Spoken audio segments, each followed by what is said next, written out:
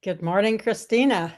Oh, it looks like LinkedIn is not joining us today. We have Facebook, we have YouTube. I tried to reconnect it. For some reason it won't reconnect. All right. Well, next week. We'll see you next week, LinkedIn. I'll have to upload this.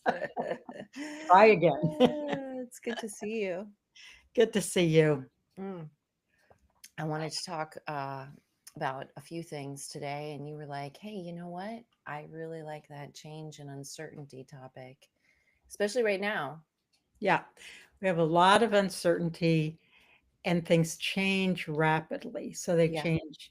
One day it's X, the next day it's Y, the third day it's not X, Then it's back to X again. and then it might be back to X and Y disappears. You know, Yeah. the juggling of change and planning is so hard for people, and it's gotten to be really uh, overwhelming for a lot of people, and so they just back off in some cases. um, you've talked about when you're dealing with something that you don't like, the fight flight Right. freeze or friend Yeah. plan. Uh-huh. I think there's another thing that people need to consider, and that is, how can I make this work for me? It's, with regard to change, it's not coming at you like a loose lion. Ah, it's it's there, but it's not coming at you. So you can look at the you can look at the changing circumstances and say, ah, so things are all up in the air. We're juggling all the balls in the air at once. What ball in the air am I going to catch and make it work for me? When I ah, was a very young programmer, we were dealing with changes in the basic computer and operating system every every year or even less than a year. yeah. And so that would induce all changes. People would be saying, oh, we're just going to drop all of our Unix efforts and we're going to go with OS2. Ah, This or damn Windows. OS2 and all of these latest improvements. Yeah. And so there was always uncertainty about what the platform was. Well, now there's uncertainty about what the infrastructure is, what the ecosystem is, with regard to supply chain, and what the job situation is with regard to companies, and that's very disconcerting. And what I used to say in those young days when things would change so rapidly, it's like somebody threw all the cookies in the air, and you just have to figure out if you can grab one. Oh, yeah, right. So, my thought is, step back, step out of it, look at it from a different perspective, and Yeah. ask yourself, okay, what can I make of this situation that's going to be good for me and my family? And so that's a way of sort of distancing yourself and then looking at it from a different perspective. So sometimes people face change and they decide their life is gonna have to take a different path than the one Mm, they planned. mm. That's And true. Like, look at all the people right now who are being forced to go back into the office. yeah, that's a huge How can you change. force me to go back to the office when you hired me as a remote employee and I live 3 hours away? Yeah, yeah. This That's is quite an upheaval. Your whole family, we're talking about schools for your kids, you know, your home, community. Yep. community. Yeah, yeah. Yeah, that's a difficult one for a lot Yeah. of people. So how do you figure out what's how that's going to work for you. There's a woman that I correspond with who was a wonderful flautist. She played the Mm, flute. mm, She got cancer and she could no longer play the flute. She got mm. cured, but she could Yeah. no longer play the flute. So she had, she had been with great symphonies. So Mm. she had a big change in her life. And how was she going to make the most of that? Right. Right. And so she found a different path that made sense for her and gave her purpose and sort of a new life, a new path. Um, Yeah, I have a friend who completely changed industries. My friend's husband was in tech for a long, long, long time. Brilliant UX designer. Um, Amazing. They have an amazing home. It's all. It looks like it belongs in a Dwell magazine. You know, it's beautiful. But when the big change came for him, um, and then on top of that, he suffered tremendous loss. Um, it was like he had to just reinvent himself. yeah. And do you believe now? I get these updates. I follow him on Instagram. It's great. I have some, and on LinkedIn as well. He is a sommelier, a brilliant sommelier. Now he went and got all of his classes, his certifications. Now he's studying French wines. So this whole entire progression to watch how he rebuilt everything, because as you know, the market in tech in the last couple years has significantly shifted, and that's how he adapted. For him, he was like, you know what, maybe I need a change. So he took a totally new path. Took a totally new path. I mean, look at me, I'm in massage school, right? After being in marketing for 18 years, I guess, maybe even 19, I don't know, about 18 years, like I'm it's a different pathway. After my significant loss of my husband, and having to come through all of my mental health issues and coming out the other side, all the things that I'd learned, and one of those was myofascial release, which we're studying in school right now, by the way. I Oh, absolutely good. love it. And so I went to school, and in that uncertainty of like, I guess I didn't, it wasn't necessarily that I had uncertainty of a job, right? I was my own consultant. I can still do marketing. I have my LLC. And I also work for a company right now. But in that transition, I guess I had to find what made sense for me, and Yeah. what resonated, and what was going to light me up and kind of keep me going, because I just wasn't excited about creating marketing funnels anymore, or branding for people. But I still love the teaching and the helping and the mentoring, and Right. So you found ways to do the things you love that are just mhm, different from the ways that you were doing them. right, Yeah. With right. regard to people in tech, software developers, engineers, They really like the certainty, though. they like the certainty.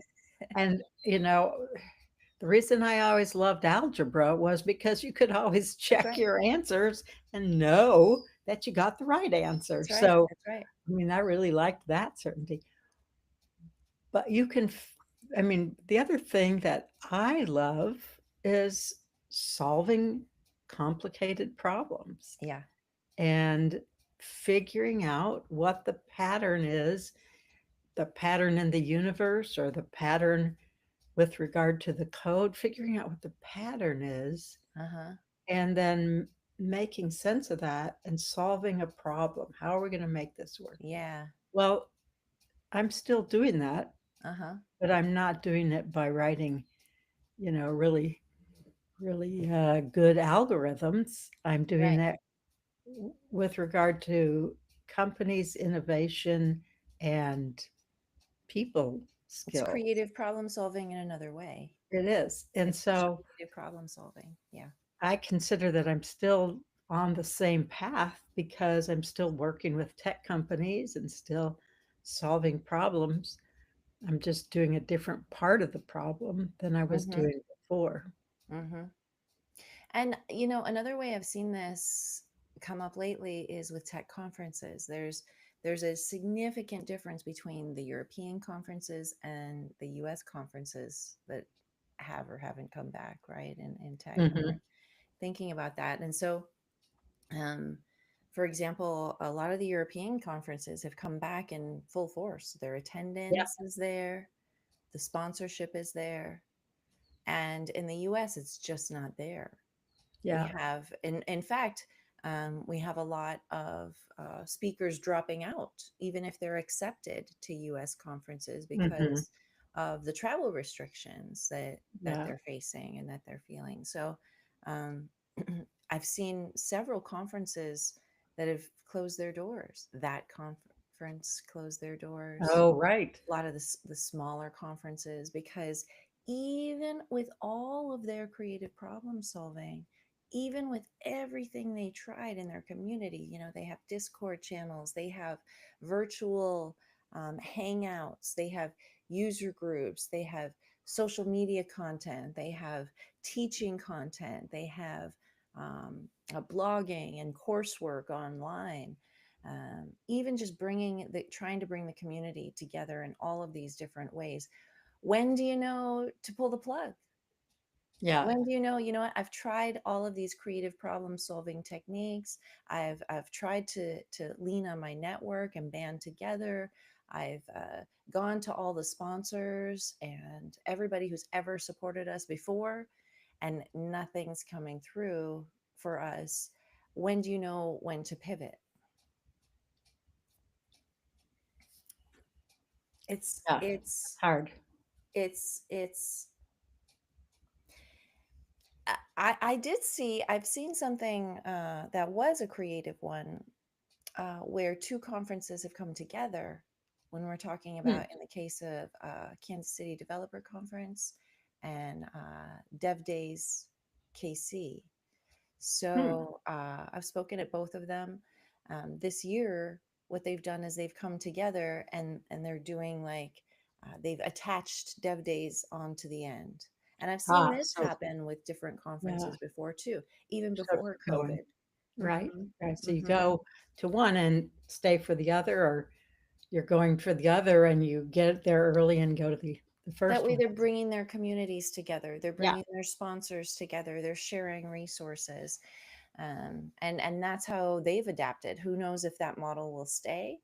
But Mhm. in these times of uncertainty and, you know, just trying to bring the community and keep the community together that they've built over all these years, this has Yeah, been their solution. Hmm. that's a good solution. And that shows the creativity Hmm. and Hmm. resourcefulness that people can bring to difficult problems. Yeah. You know, those are great conferences. Those are so much fun, and people learn and network and make friends, and Hmm. it's always a fun time. Yeah. And so doubling it, Yeah. double the fun. Right. That's funny. That's funny. Yeah, so you know, I'm also seeing this in our nonprofit. We're putting together a gala right now on the Las Mhm. Vegas Strip for mental health for a nonprofit organization, and it just seems like, you know, we've got several sponsors, but it seems like in the past there's been earlier support and more of it, Mhm. right? And I think part of it is just all these changes that have come through. Part of it um, is the uncertainty. the We don't uncertainty, know if companies we aren't have the making funds to decisions. support you. We're afraid, Yeah. and we need to pull back and protect the resources that we have. And that's the opposite reaction that KCDC and the Kansas City Yeah. developers. Yeah. Yeah, that's the opposite reaction of pulling back. They made the move to look outward and go forward and Yes. make a bigger, better event for more people. Right. So Right. yeah, two different approaches to uncertainty. Yeah. And one is hold tight, and the other is let's explore something bigger. Mm-hmm. And what I'm encouraging people to do in uncertain times is to explore. Mm-hmm. And you can explore before you move. You can explore opportunities for yourself, for your Right. company, It's like your before. own personal little risk management, right? That's your Yeah, specialty. So you like you take all the influencing factors, you look at right. how the change is going to happen, you look at what kind of change is going to happen if we take this path, if we take this one, and then you can assess your risk and you can make an informed choice and those decisions along the way, maybe track them, right? Mhm. Maybe track them. Why did you take this interview and not that interview? Yeah, Why did we make this change? Why did we pivot here? I've seen this in startups before, right? Where they're trying to get feedback or they're trying to create a product. And they make a pivot, and then a year and a half later, they get a new investor, and the new investor comes in and goes, "Hey, why don't we do this? Because this is such a great idea, everybody. I have a great idea." And they go, "Wait, we tried that before. Why didn't it work? I don't know. Why didn't we do that before? I don't know.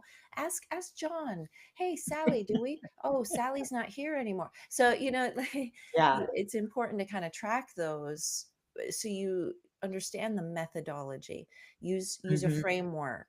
Um, mhm. of course, don't get too stuck in the framework that you're just using the framework for framework's sake. Remember, the framework is there for the decision making and for the productivity. Yeah.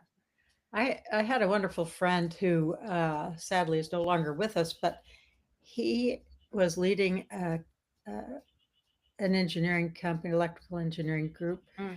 They were making semiconductors, and they were working on a product. It was a small company, and they were working on a unique niche product. And then a much bigger company announced that they were coming out with it and soon. And he realized that they could not compete, that they'd need to just, they couldn't compete. So they First to had to market. come up with a completely different plan. So he could have said, okay, just pull back all the marbles and go home, or do what he did, which was brilliant. He said to his team, we're going to have to change what we're doing. We've we can't compete with X who's coming out with the product that we were building. Uh-huh. Um, so let's look at our options. Let's look at the skills and Uh-huh. talent we have. Uh-huh. Let's consider what we could build with those skills and that talent and Uh-huh. what's on the horizon. And let's look at this and then make a decision based on, can we be number one or two in Mhm. that market? Mm. And then he worked with the whole team, the whole company, to answer those questions. Yeah. So he engaged them. Uh-huh. He That makes it their project. They Right, people then are more own it. invested. Mhm. Yeah. And I was I was really impressed by his brilliant way of handling it. And then they went on and had a successful Yeah. engineering firm Yeah, that's great. that made a completely different product from I've the one seen they that had been before. building. Yeah. I've seen that before in startups where somebody else came to market first, or they just couldn't get the, Series B round of Mhm. investing. And so, all right, what do we have? We have a code base that can do this. Actually, instead of the nonprofit industry, why don't we go talk to the health and fitness industry? Why don't Mhm. we just sell this portion of our code to these clients, let them take it, and then we're going to take this part of the code and then go over here in a Right. completely different direction. I've seen that as well, and those things work. Yeah. Um, they work also. I like you were saying, when you engage everybody who's been working on it to get their feedback, because you don't know everything. There might be Right. details, there might be nuances of decisions that were made in, choosing the language and choosing the framework.